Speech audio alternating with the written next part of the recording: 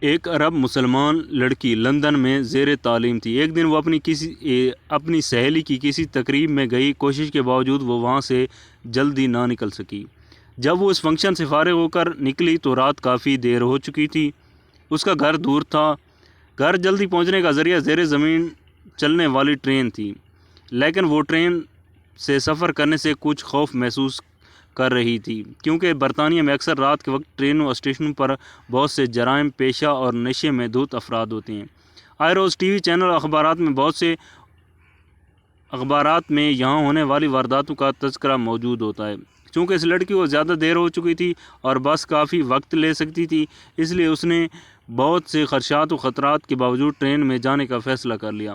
یہ بات پیش نظر رہے کہ یہ لڑکی دیندار نہیں تھی، بلکہ بہت زیادہ آزاد خیال اور لبرل تھی۔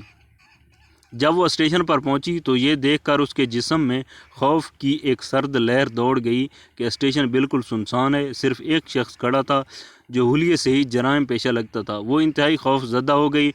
پھر اس نے ہمت کی، خود کو سنبھالا، قرآن کی آیت کا ورد کرنا شروع کر دیا۔ اسے جو کچھ زبانی یاد تھا، جسے ایک عرصے سے وہ بھولی ہوئی تھی، سب پڑھ ڈالا۔ اتنے میں ٹرین آئی۔ وہ اس میں سوار ہو کر بخیریت گھر پہنچ گئی۔ اگلے دن اخبار دیکھ کر وہ چونک اٹھی۔ اسی اسٹیشن پر اس کے روانہ ہونے کے تھوڑی دیر بعد ایک نوجوان لڑکی کا قتل ہوا اور قاتل گرفتار بھی ہو گیا۔ وہ پولیس اسٹیشن گئی۔ پولیس والوں کو بتایا کہ قتل سے کچھ دیر پہلے وہ اس اسٹیشن پر موجود تھی۔ میں قاتل کو پہچانتی ہوں، اس سے کچھ پوچھنا چاہتی ہوں۔ جب وہ مجرم کے سیل کے سامنے پہنچی تو اس سے پوچھا، کیا تم مجھے جانتے ہو؟ اس نے جواب دیا، ہاں میں پہچانتا ہوں، رات کو تم بھی اس اسٹیشن پر آئی تھی۔ لڑکی نے پوچھا، پھر تم نے مجھے کیوں چھوڑ دیا؟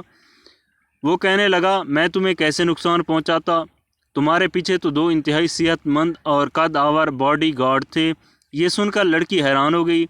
اسے یقین ہو گیا کہ قرآن کی آیتوں کا ورد کرنے کی وجہ سے اللہ کی طرف سے اس کی حفاظت کی گئی۔ وہ واپسی پر اللہ کے تشکر اور احسان مند کے جذبات سے مغلوب تھی۔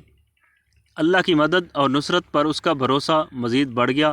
اگر ہم اپنے دل کی گہرائیوں سے اللہ کو پکاریں اور اللہ کی تائید و نصرت پر بھروسہ رکھیں تو ہم اللہ کی رحمت کبھی محروم نہیں رہے گی۔